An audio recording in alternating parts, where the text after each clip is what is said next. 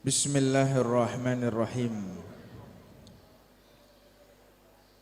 Alhamdulillahi rabbil alamin. Wassalatu wassalamu ala asrafil anbiya'i wal mursalin Sayyidina Muhammadin Miftahi babi rahmatillah Adada ma fi ilmillah Salatan wa salaman daimaini bidawami mulkillah Wa ala alihi wa sahbihi wa man walah Wa la hawla wa la quwata illa billah Subhanaka la ilma lana illa ma 'allamtana innaka antal alimul hakim Rabbi shrah li sadri wa yassir li amri wahlul 'uqdatam min lisani yafqahu qawli Assalamualaikum warahmatullahi wabarakatuh. Yang saya hormati, yang saya muliakan kepada segenap para alim ulama, para ustadz, para masyayikh, para kiai.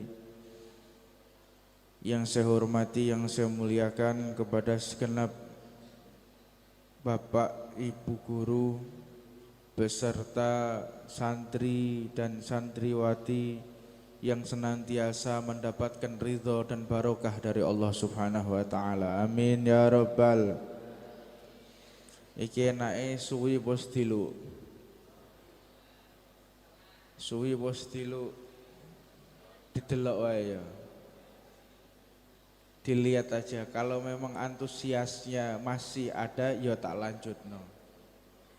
Ilmu niki larang soalnya. Apa meneh sing ngekeki ceramah aku tambah larang. Pancen ciri khas kiai lek larang niku tekone telatan, Pak. Ndak, saya mohon maaf.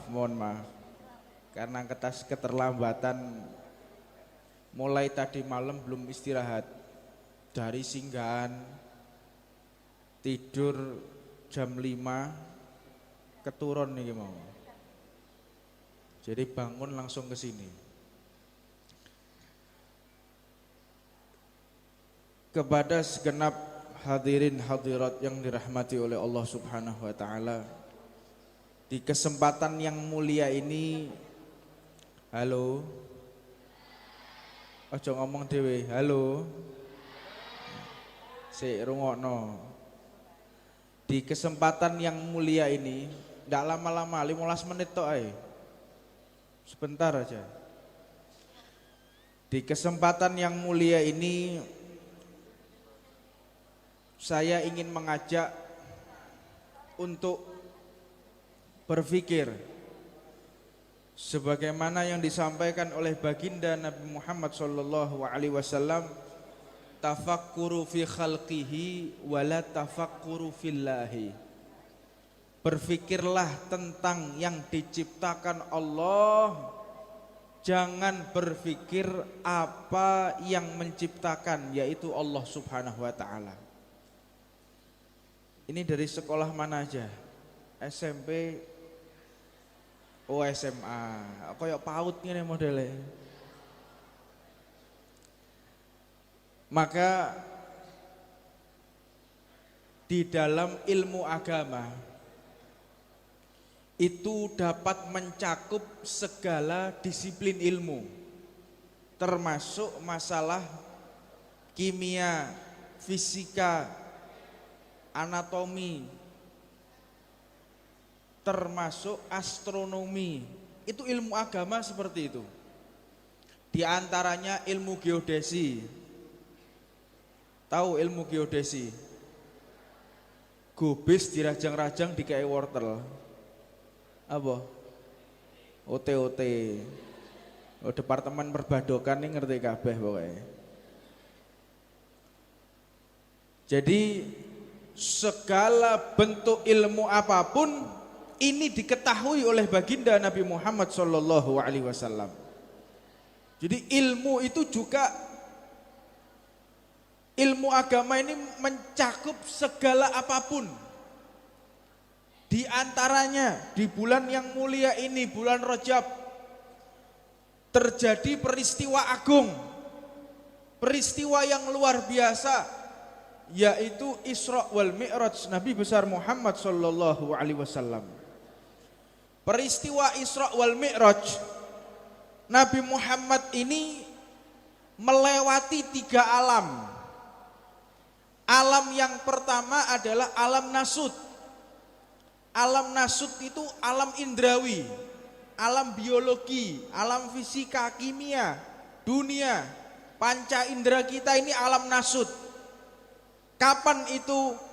Subhanalladzi asra bi 'abdihi lailan minal masjidil haram ilal masjidil aqsa. Masjidil haram ke masjidil aqsa itu alam nasut, alam indrawi.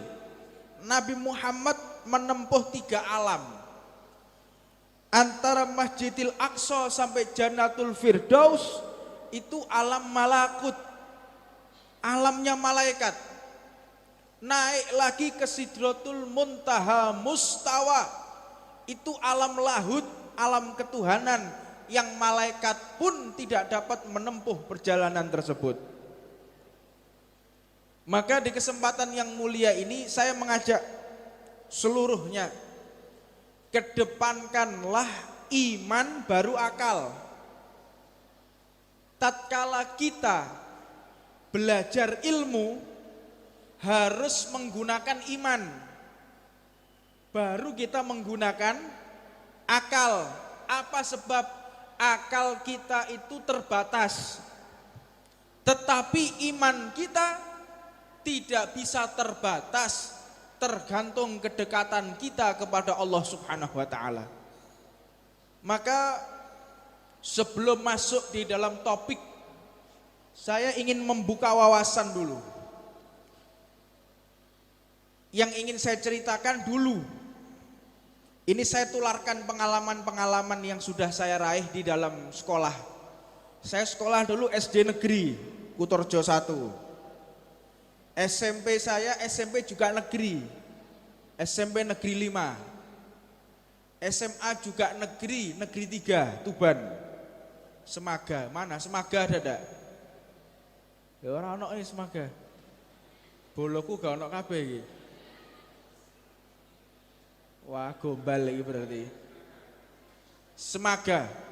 Setelah itu sekolah di VEDC, Vocational Education Development Center di B.J. Habibie. Saya ngambil 2 dulu, teknik informatika dan mesin pesawat. Gini-gini sarjana mesin pesawat, Jes, ngawur ya.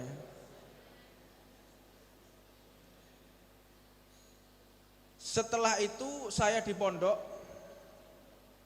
pondok lalu berangkat ke Yaman, ke Hadramut, di kota Tarim. Setelah itu sekolah S1 sarjana hukum, sekarang S2 magister kenotariatan. Nah, tak ceritani saiki. Ini kan kepengin sukses semua ya. Ada yang enggak mau sukses di sini.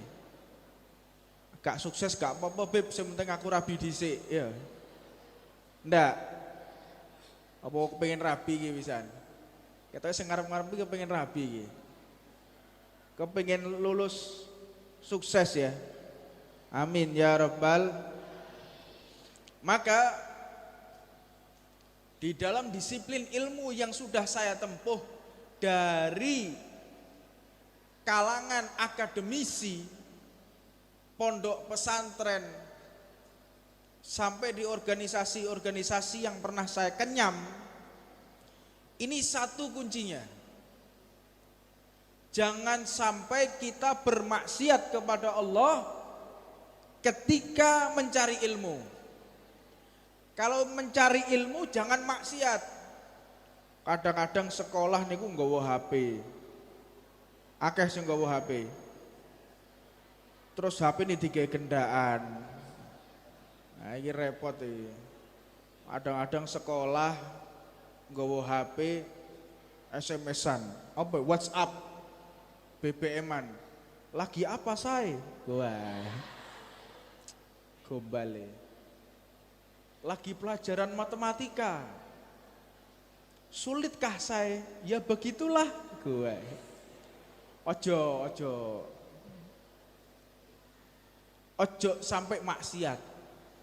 Terutama yang di bangku sekolah, jejeran lanang wedok. Ada jejeran lanang wedok wis padha gedene, engko lek jejeran terus koslet iku engko. Haram, tidak boleh. Itu yang mengangkat keberkahan ilmu. Ilmu menjadi tidak manfaat, ilmu menjadi susah diamalkan. Bukti saat ini banyak lulusan S1, S2 tapi nganggur, Pak. Gak bisa kerja. Ilmunya dibuat tidak manfaat oleh Allah. Apa sebab? Cara menuntut ilmunya salah. Nuntut ilmunya salah. Makanya kalau menuntut ilmu jangan sampai maksiat. Yang kedua kuncinya hormati bapak dan ibu guru. Carilah ridho orang yang memberikan kita ilmu. Itu kunci. Makanya kalau kita nuntut ilmu ojo sampai bapak ibu guru ini diwaden-wadeni. Ono sing gede gewala jiwitan. Ono sing ngono. Ambe arek-arek celuk gendruwo teko gendruwo. Lah ojo. Aku wis tau ngalami soalnya. Dadi ngerti. Jangan, jagalah adab kita, jagalah sopan santun kita kepada orang yang memberikan kita ilmu. Ojo dirasani, gurune kok dirasani. Hati-hati. Jangan sampai kita termasuk orang-orang yang su'ul adab, yang tidak sopan kepada bapak dan ibu guru. Maka di dalam perkembangan ilmu yang saat ini banyak daripada orang yang bukan ahlu sunnah ngaku ahlu sunnah. Ini lagi musim. Lanjut apa enggak ini? Halo? Lanjut apa enggak? Ilmu dan madhab ini banyak sekali. Dan yang paling mu'tabarak adalah ahlu sunnah wal jamaah. Dan zaman ini zaman orang yang banyak mengaku-ngaku dirinya ahlu sunnah, padahal bukan ahlu sunnah. Ahlu sunnah wal jamaah ini akan saya berikan materi. Sebab setelah SMA ini akan masuk kawasan hidrogen. Kawasan yang lebih menantang lagi yaitu di universitas. Kita akan bertemu banyak orang. Kita akan bertemu dengan banyak kalangan. Jangan sampai iman kita, jangan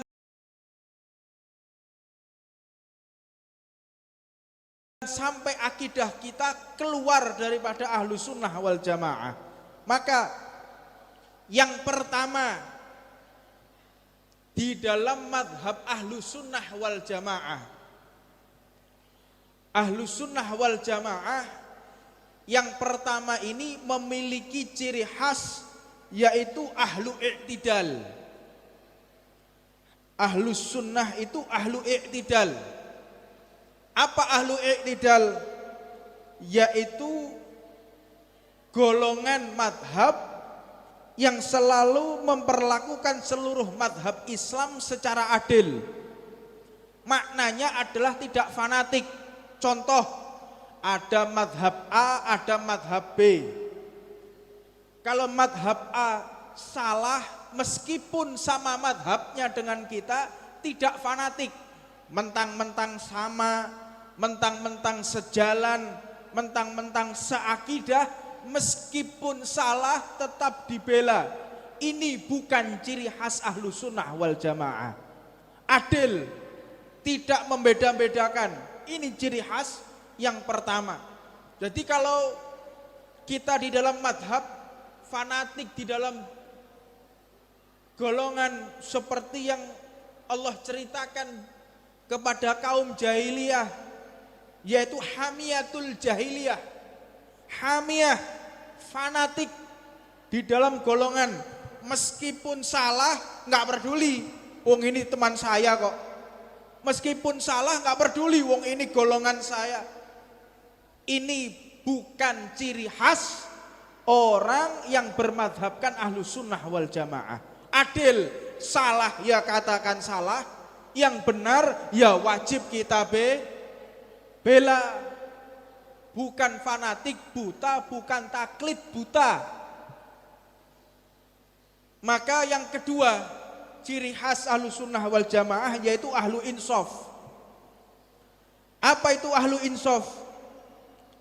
Yaitu golongan yang menempatkan dirinya secara netral apabila ada madhab Islam yang lagi bertikai. Ada madhab A dan madhab B lagi bertikai. Mereka lagi berperang. Ciri khas ahlu sunnah wal jamaah menjadi penengah yang mengakurkan, yang membuat tali agar menjadi rukun kembali. Ini ciri khas ahlu sunnah wal jamaah. Bukan tambah dikompor-kompori, ada organisasi Islam A dengan organisasi Islam B. Mereka lagi berseteru, mereka lagi berseberangan. Ciri khas ahlu sunnah wal jamaah tidak mengompori. Apa mengompori? Memanas-manasi. Apa itu nih? Mengobat nyamui. Apa mana? Tidak mengadu domba. Ini ciri khas ahlus sunnah wal jamaah. Jadi kalau ada orang ngaku-ngaku ahlus sunnah, saya ini ahlus sunnah wal jamaah, tetapi suka dengan pertikaian, suka dengan perseteruan, tidak menjadi madhab yang adil, maka mereka keluar daripada akidah ahlus sunnah wal jamaah. Hati-hati, kita tidak boleh menjadi pemihak antara satu dengan yang lainnya. Yang ketiga yaitu ahlu tawasud. Ahlu tawasud ini yang menempatkan dirinya tidak terlalu ke kanan dan tidak terlalu ke kiri. Nah, nanti kita masuk di dalam materi tentang masalah bid'ah. Jadi ada ekstrim kiri, ada ekstrim kanan. Ekstrim kanan dikenal dengan radikal, ekstrim kiri dikenal dengan liberal atau komunis. Maka ekstrim kanan ini bukan termasuk daripada ahlu sunnah wal jamaah. Dalilnya cuma satu, ekstrim kanan itu.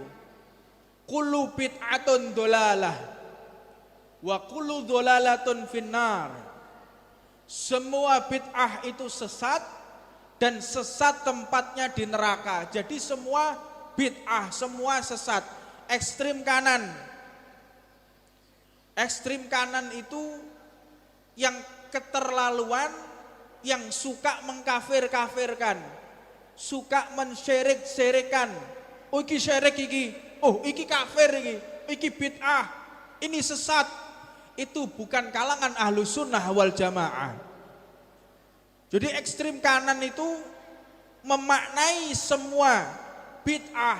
Nanti saya jelaskan secara detail. Halo, sing dek mburi rapet kok dipakan serigala itu. Perhatikan, akan saya jelaskan secara detail tentang masalah bid'ah. Ini lanjut ya, biar kita paham, ojo sampai kesasar. Bid'ah, kita lihat di PowerPoint. Kok gak ketok ini? Coba di setting lagi. Ini yang megang teknisinya mana? Jadi saya akan jelaskan beberapa poin. Yang pertama ini adalah khilafiyah. Umat Islam ini pasti berbeda-beda di dalam berpendapat, berpikir. Tidak bisa maksimal ini. Ya wis, gak buku aja. Yang pertama yaitu masalah khilafiyah yang akan kita bahas. Yang kedua masalah hadis bid'ah. Ini yang sekarang lagi marak di tengah masyarakat. Hadis bid'ah. Kabeh sesat, kabeh kafir. Sahabate Kanjeng Nabi kafir, sesat. Sampai terakhir ini ada orang yang mengatakan orang tua Nabi Muhammad kafir dan masuk neraka. Naudzubillah min dalik, makanya hati-hati. Saya kasih modal sekarang. Jangan sampai kita termasuk orang-orang yang keluar daripada rel ahlu sunnah wal jamaah. Yang ketiga, nanti kita akan membahas tentang masalah peringatan hari besar Islam. Contoh Maulid Nabi itu bid'ah apa tidak? Memperingati Maulid itu bid'ah atau tidak? Memperingati Isra Mi'raj itu bid'ah atau tidak? Dan terakhir nanti kita akan kesimpulan. Yang pertama, kita membahas masalah khilafiyah. Khilafiyah itu sudah disabdakan oleh baginda Nabi Muhammad sallallahu alaihi wasallam. Ikhtilaf ummati rahmatun. Perbedaan pemikiran di antara umatku itu adalah rahmat dari Allah Subhanahu wa taala. Jadi kalau ada orang berbeda pendapat, ada yang senang maulidan, ada yang tidak senang maulidan, ada yang senang tahlilan, ada juga yang gak suka tahlilan. Ikhtilaf, perbedaan antara satu madhab dengan madhab yang lain, itu adalah rahmat dari Allah. Ikhtilaf ummati rahmatun, perbedaan ini rahmat. Jadi kalau ada orang menanggapi sebuah perbedaan dia suka mengkafirkan, berarti dia bukan ahlu sunnah wal jamaah. Orang yang ngerti khilafiyah itu kalau engkau ingin melakukan silahkan, engkau ingin meninggalkan juga silahkan.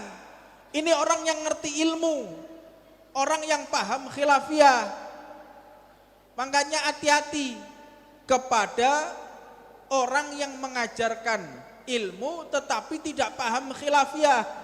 Yang berbeda dengan dirinya dikatakan kafir, yang berbeda dengan dirinya dikatakan bid'ah. Ini repot. Sampai-sampai ekstrim kanan ini kaum radikal. Orang yang gak pakai jenggot dikatakan haram, gak nggak jenggot ini haram. Makanya kadang-kadang jenggotnya dawane masalah. Jenggot itu sunnah Nabi Muhammad, sunnah. Jenggot itu sunnah, tidak kita pungkiri. Sunnah muakkadah, sunnah yang ditekankan oleh Nabi Muhammad, itu jenggot. Tapi jenggot yang ditata, duduk jenggot sing dawa dijuwarno. PJMM, tahu PJMM? Persatuan Jenggot Morat Marit. Rasulullah itu pakai jenggot, tapi ditoto, gak dijarno, ditata yang rapi. Jadi sing delok iku gak wedi. Jenggote dawa mencureng tok. Iki medeni sing model-model ngene. Tersenyum. Tabassum fi akhika sedekah. Tersenyum dengan saudara kita itu sedekah. Ojo mencureng. Kabeh syirik, kabeh kafir. Hati-hati. Maka orang kalau mempelajari ilmu dari kaum radikal ini bahaya. Di antaranya ada hadis yang mengatakan jika engkau menggunakan baju, menggunakan pakaian lalu terlalu panjang sampai di bawah tumit, maka akan masuk neraka. Lah ekstrim kanan ilmunya cuma segitu, wes. Lek celanane kedawan mlebu neraka, padahal ada lanjutannya. Jika digunakan untuk sombong-sombongan. Gak dilanjutno. Lah mosok wong mlebu neraka gara-gara celanane kedawan. Sekarang masuk akal atau tidak? Kira-kira ada orang mau dimasukkan ke dalam neraka oleh Allah. Malaikat bertanya kepada Allah, ya Allah, hambamu ini kan sholat, ya. Hambamu ini kan zakat, haji dan umroh, iya. Lalu kenapa engkau masukkan ke dalam neraka? Dijawab oleh Allah, karena celananya terlalu panjang. Masuk akal? Tidak masuk akal. Yang panjang digunakan untuk sombong-sombongan. Jadi yang masuk neraka itu yang sombong. Jangan orang yang pakai celana agak panjang dikit dikatakan sesat, syirik, bid'ah, masuk neraka. Lah ini ekstrim kanan. Jangan sampai kita termasuk di dalam ekstrim kanan. Begitu juga dengan ekstrim kiri. Ekstrim kiri itu kaum liberal. Beberapa saat yang lalu ada orang memaknai jenggot. Tambah panjang jenggotnya tambah goblok. Wong lek gawe jenggot itu berarti goblok. Iki ekstrim kiri liberal. Sekarang kita mau tanya, Nabi Muhammad itu riwayatnya pakai jenggot apa tidak? Pakai. Kiai Haji Hashim Asy'ari pakai jenggot. Kiai Haji Wahab Hasbullah pakai jenggot. Kiai Hamid Pasuruan pakai jenggot. Seluruh para kiai, para ulama semuanya pakai jenggot. Para sahabat Nabi Muhammad menggunakan jenggot. Ini ekstrim kiri liberal, tambah panjang jenggotnya tambah goblok. Tuh. Hati-hati. Ekstrim kiri ini seolah-olah menasehati tetapi melecehkan sunnahnya Nabi Muhammad SAW. Jadi yang tengah-tengah, jangan kita terlalu ke kiri dan juga kita jangan terlalu ke kanan. Orang pakai jenggot menurut para ilmuwan NASA, tahu ilmuwan NASA? Ngerti NASA apa gak? Pohong dinyet-nyet dikei gula Jawa. Apa? Jemblem. Departemen perbadokan ini paham kabeh. Jadi yang namanya ekstrim kiri liberal dibantah oleh NASA. NASA peneliti tentang masalah ultraviolet. Orang yang pakai jenggot itu tambah maskulin, tambah ganteng. Dan orang yang pakai jenggot itu awet muda. Karena rambut yang keluar dari wajah itu bisa menolak sinar ultraviolet. Tambah ganteng, tambah awet nom yang pakai jenggot. Tapi didelok-delok, lek jenggote kandel, tebal, yo didawakno, titi, api. Kadang jenggote mak 3 iji diduwawakno. Kayak tikus kejegur got. Jangan memaksa. Wis pokoknya ketok ono jenggote untuk ngambil sunnah gitu aja. Ojo didawak-dawakno. Malah sing delok kok wedi iki kena opo iki pikirane. Nah, ini memahamkan tentang masalah khilafiyah. Jangan sampai kita termasuk golongan yang ekstrim kiri. Maka yang berikutnya hadis seputar bid'ah. Ini tema kita. Bid'ah. Bid'ah ini artinya, halo, konsentrasi. Sing iso jawab tak kedua 50.000 maring ngene. Tak badheki iso jawab tak kedua 50.000. Langsung delok kabeh. Bid'ah. Apa sih bid'ah itu? Bid'ah itu terbagi menjadi dua hal. Ada lughatan, ada syar'an.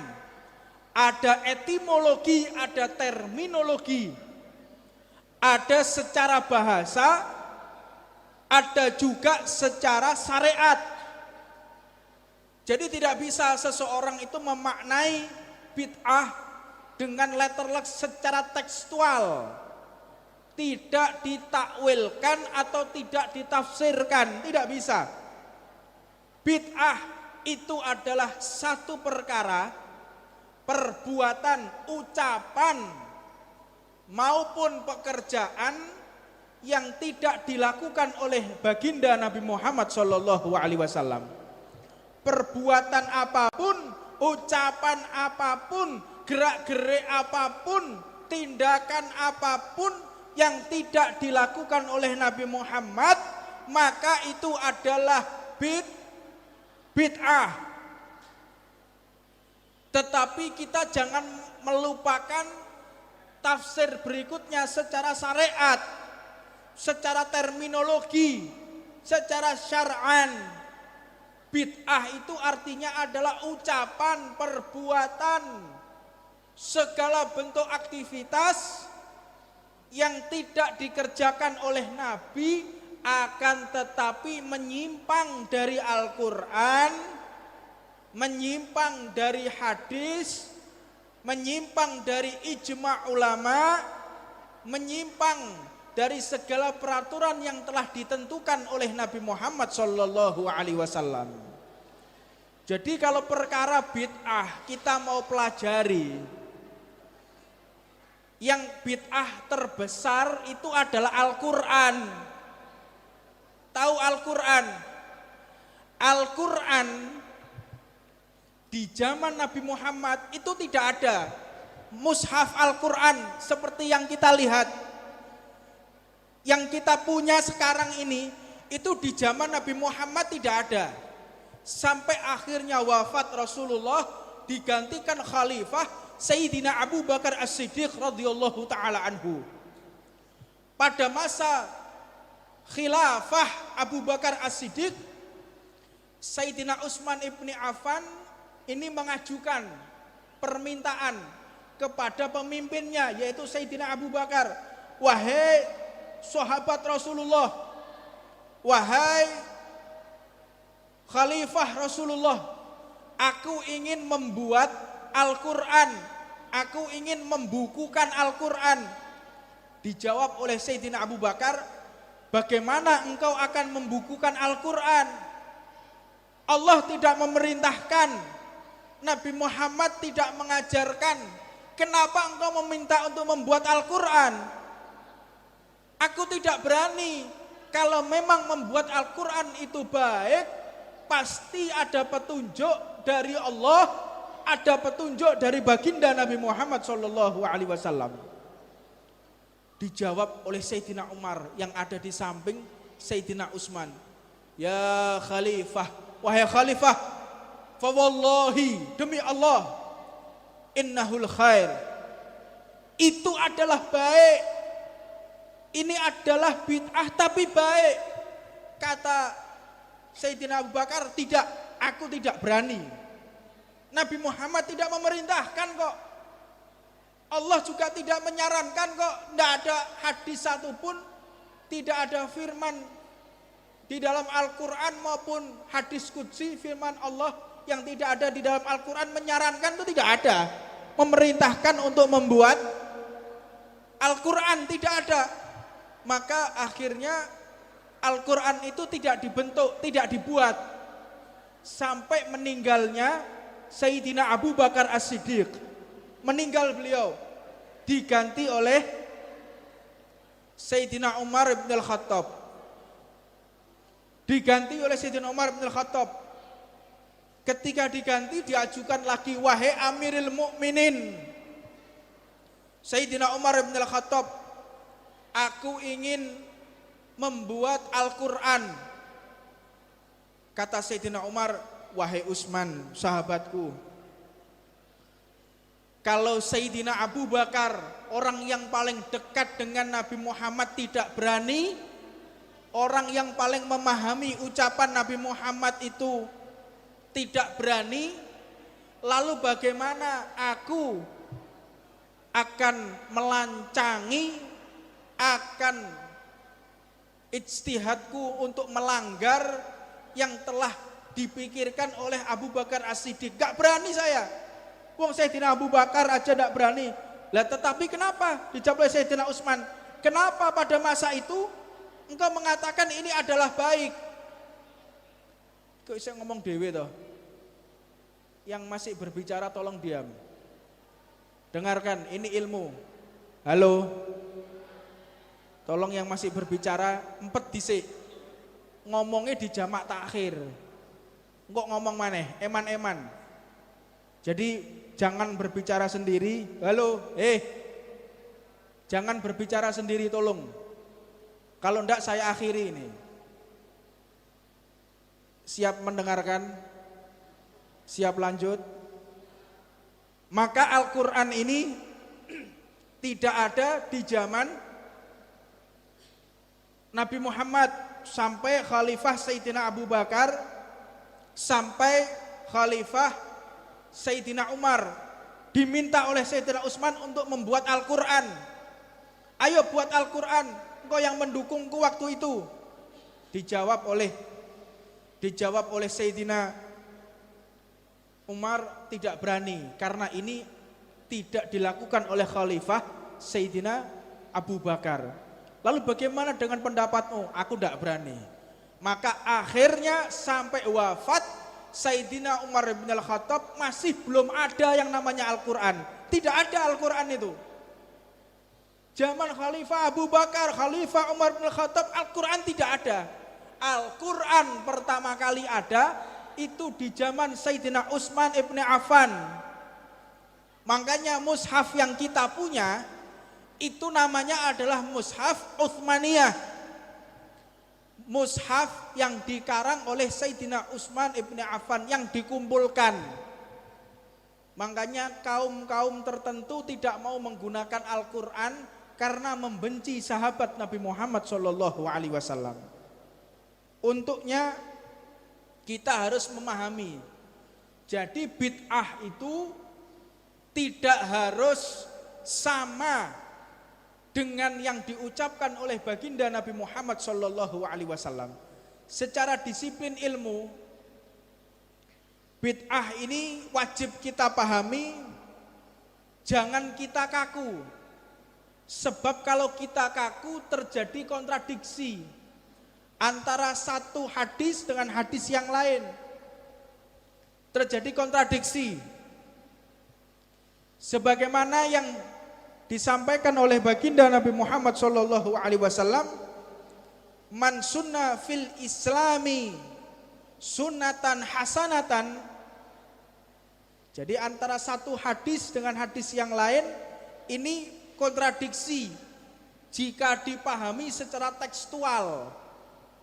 Jika dipahami secara kalimat, yang satu Nabi Muhammad mengatakan kullu bid'ah dolalah,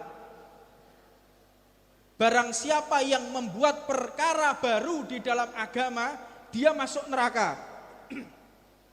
Tetapi hadis yang lain mengatakan man sunna fi sunatan hasanatan, man sunna fil islami sunatan hasanatan, barang siapa membuat perkara baru di dalam agama, maka falahu, atasnya ajruha wa ajru man amila biha, Maka kalau orang mengadakan perkara baru, jika itu baik, akan mendapatkan pahala dari Allah Subhanahu wa taala, walaupun dia sudah di alam kubur, pahala itu akan berlanjut. Loh, ini aneh ini. Yang satu tidak boleh membuat perkara baru, yang satu mengatakan membuat perkara baru itu adalah pahala. Lah, inilah pentingnya ilmu. Jika kita memahami secara kaku, kolot, dengan ekstrim kanan, terlalu radikal, maka akan membuat pemahaman kita menjadi kacau, terjadi tumpang tindih di dalam akidah, terjadi kontradiksi, berseberangan, tabrak-tabrakan, bukan linear, tidak sejalan. Ini dengan hadis bid'ah. Adapun arti bid'ah, perkataan Sayyidina Umar radhiyallahu taala anhu wa nafa'anallah bih. Sayyidina Umar itu mengatakan ni'mal bid'atu hadhihi. Sayyidina Umar itu mengatakan nikmatnya bid'ah adalah ini. Loh, apakah Sayyidina Umar itu mengatakan nikmatnya sesat itu adalah ini? Kapan Sayyidina Umar mengatakan demikian? Ketika menyarankan umat untuk sholat tarawih secara berjamaah. Dulu sholat tarawih berjamaah itu tidak diajarkan oleh Nabi Muhammad. Jadi sholat tarawihnya itu satu-satu. Rasulullah tidak mengajarkan sholat tarawih. Sholat tarawih berjamaah itu pertama kali ketika masa Sayyidina Umar bin Al-Khattab. Sayyidina Abu Bakar pun tidak melakukan. Pertama kali sholat tarawih yang sebentar lagi kita akan masuk bulan Ramadan. Mudah-mudahan diberi kesehatan oleh Allah. Amin ya rabbal alamin.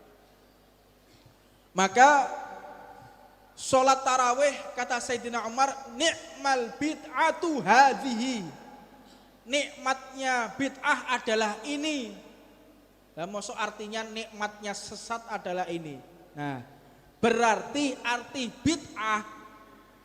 bid'ah itu tidak semua adalah sesat. Banyak arti-arti yang lain. Di dalam bahasa Arab itu sangat tinggi sekali. Menurut para ulama yang mu'tabarok. Jadi menurut ulama yang mu'tabarok, lanjutkan lagi.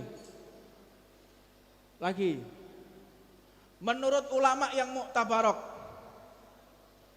Al-Imam Fairuz Abadi di dalam kitabnya Qamus Al-Muhit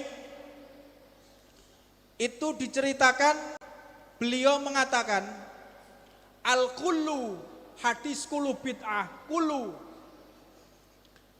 bidhammi ismun li jami'i ajza li dzakari wal untha au yuqalu kullu rajulin wa kullu imra'atin wa kulluhunna muntaliqun wa muntaliqatun wa qad jaa bi ma'na ba'din. Jadi arti kullu, semua, di dalam bahasa Arab itu artinya bukan semua lalu mencakup seluruhnya. Sebagaimana dikatakan oleh Imam Fairuz Abadi. Jadi ilmu itu ya, ilmu itu harus ada referensi. Menurut imam ini, di dalam kitab ini, di halaman sekian, ojo ceramah menurut saya. Lewat ceramah kok menurut saya itu lebih. Ini model-model penceramah-penceramah yang baru-baru ini. Ilmu maca kitab kowe gak iso kadang-kadang bisa berpendapat menurut saya. Tidak bisa. Orang yang boleh berfatwa itu minimal orang yang boleh berfatwa minimal dia hafal 15.000 hadis beserta sanadnya. hafal Al-Quran beserta lebih dari 50 tafsir Al-Quran, apal 50 tafsir Al-Quran, hafal 15.000 hadis, baru boleh berpendapat atau berijtihad. Iki gak, menurut saya itu bid'ah.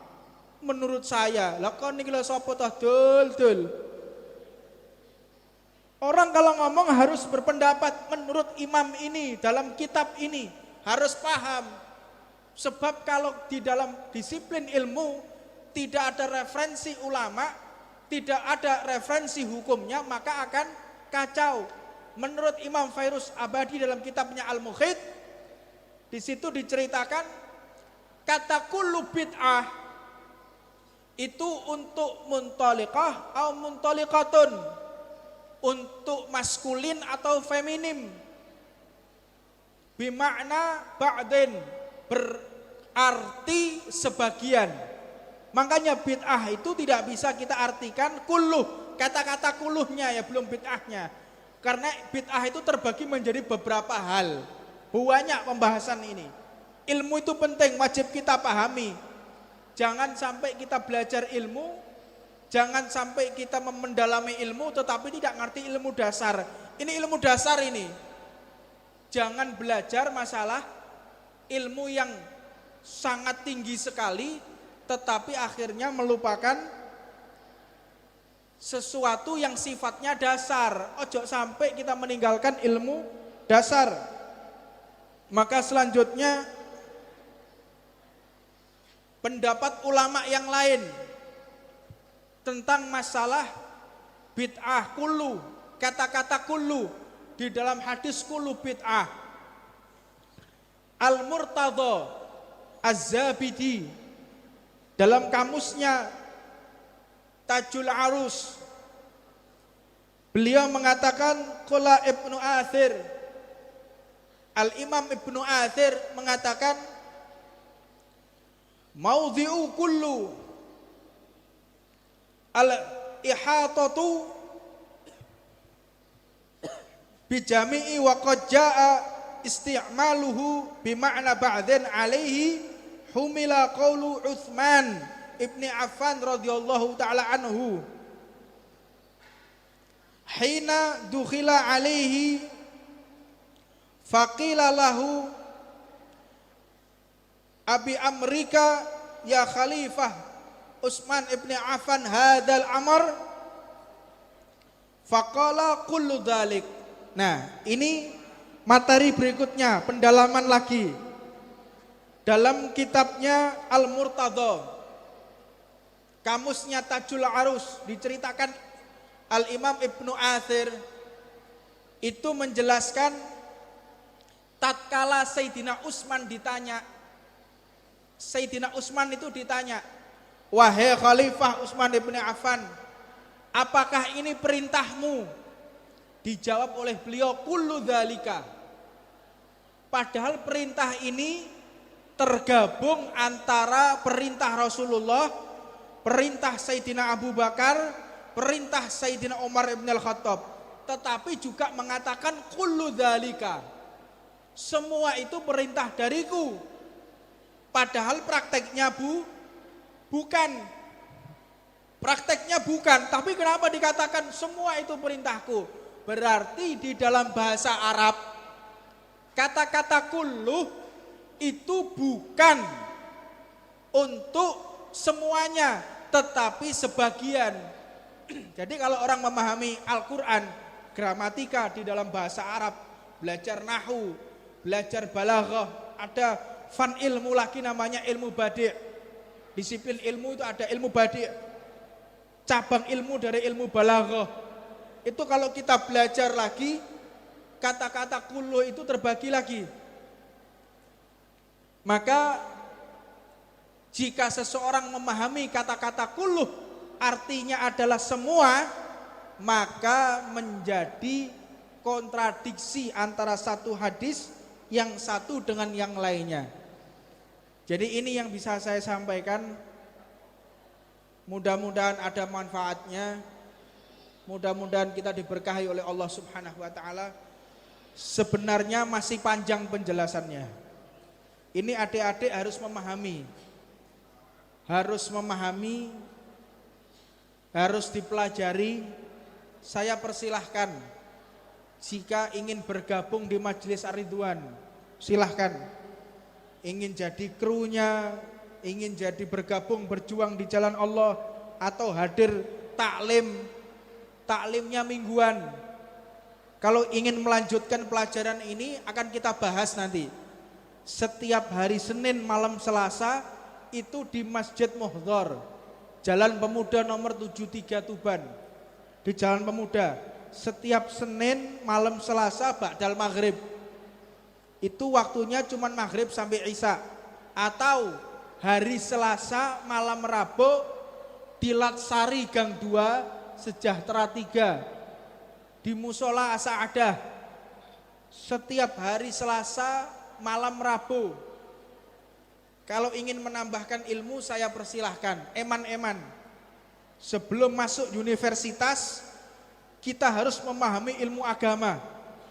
Karena banyak orang yang masuk di dunia perkuliahan justru malah tersesat, justru malah keliru.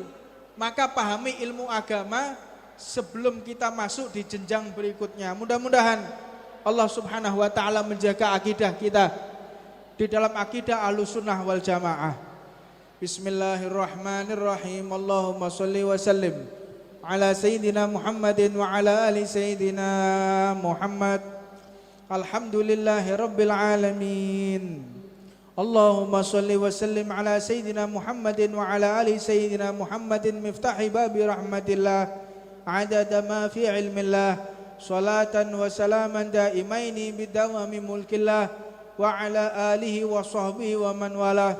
Allahumma ya azima sultan, ya qadimal ihsan, ya daiman ni'am, ya kathiral jud, ya wasi'al ta, ya hafiyal lutuf, ya jamilan sun'i, ya haliman la ya'jal. Salli ya Rabbi ala sayyidina Muhammadin wa arda'ani sahaba ajma'in. Allahumma lakal hamdu syukra wa lakal mannu fadla wa anta rabbuna haqqa wa nahnu abiduka rika wa anta lidzalika ahla. Ya muyassira kulli asir wa ya jabira kulli kasir wa ya sahiba kulli farid wa ya mughniya kulli fakir wa ya muqawwiya kulli dha'if wa ya ma'mana kulli makhif. Yassir alaina kulla asir fatasirul asir alayka yasir. Allahumma ighfir dhunubana wastur uyubana wakshif kurubana waslih dhata bainina wa alif fi ta'ati wa ta'ati rasulika baina qulubina. Allahumma kfina syarra man yu'dina wa yu'dil muslimin. Allahumma ya Allah, Engkau yang telah kumpulkan kami di tempat yang mulia ini ya Rabb. Engkau yang telah membuat kami bisa bergerak, Engkau yang telah memberikan kami kesehatan, Engkau yang telah memberikan kami hidayah ya Allah. Maka di kesempatan yang mulia ini kami memohon kepadamu ya Rabb, jadikanlah kami hamba-hamba yang soleh solehah.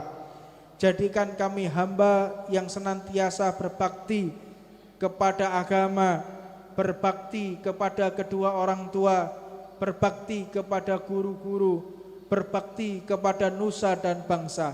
Allahumma ya Allah, kami sering melihat orang yang sekolah tinggi-tinggi tetapi tidak bisa bekerja. Untuk ini kami memohon kepadamu ya Rabb, jadikanlah ilmu kami ilmu yang manfaat, ilmu yang dapat mudah kami amalkan, ilmu yang dapat membuat kami semakin dekat kepadamu ya Arhamar Rahimin. Allahumma ya Allah, kami memohon ya Rabb untuk saudara-saudara kami yang masih terlibat minuman keras, saudara-saudara kami yang masih menenggak pil-pilan, saudara kami yang masih menenggak narkoba, berikan hidayah kepada saudara-saudara kami ya Allah. Berikan petunjuk kepada saudara-saudara kami ya Allah. Allahumma ya Allah, jagalah diri kami dari perzinaan ya Allah. Jagalah diri kami dari hal-hal yang tidak Engkau ridhoi ya Allah. Dan jadikan kedua orang tua kami panjang umur ya Rabb. Orang tua kami yang masih hidup, panjangkan umurnya. orang tua kami yang sudah wafat, jadikan alam kuburnya seperti riyad min riyadil jannah. Jadikan alam kubur orang tua kami sudah meninggal menjadi taman-taman surgamu ya arhamar rahimin. Allahumma barik lana fi Rajab wa Sa'ban wa balighna Ramadan. Ya Allah, kami saat ini di bulan Rajab, sebagaimana doa Nabimu Muhammad sallallahu alaihi wasallam, berkahi kami di bulan Rajab, berkahi kami di bulan Sya'ban, dan sampaikan kami di bulan Ramadan. Jadikan di bulan Ramadan wa'inna ala siyam, tolonglah kami untuk melakukan ibadah puasa. Jadikan kami hamba-hamba yang meneguhkan ibadah puasa. Jadikan kami hamba-hamba yang senantiasa menjadi sahabat Al-Quran. Jadikan di hati kami bersemayam Al-Quran. Jadikan akhlak kami dihiasi oleh Al-Quran. Jadikan kami semua menjadi teman setia Al-Quran. Allahumma ya Allah, di bulan Ramadan yang akan datang, jadikan kami seluruhnya dapat berpuasa 1 bulan penuh dalam keadaan sehat walafiat, dalam keadaan penuh keberkahan. Allahumma ya Allah, kami memohon kepadamu yang terakhir ya Allah, jadikan kami hamba yang senantiasa mendapatkan ridho dan keberkahanmu ya Allah, mendapatkan ridho dan berkah dari kekasihmu Nabi Muhammad sallallahu alaihi wasallam. Rabbana atina fid dunya hasanah wa fil akhirati hasanah wa qina adzabannar. Wa ala manawa Sayyidi Al-Habib Umar bin Muhammad bin Salim bin Hafidh, wa ala manawa Al-Habib Ahmad Jamal bin Toha bin Abu Bakar Ba'agil, wa ala manawa Sayyidina wa murabbi arwahi Sayyidina Mahdum Ibrahim Sunan Bonang, wa ila hadratin Nabi Muhammadin sallallahu alaihi wasallam. Al-Fatihah.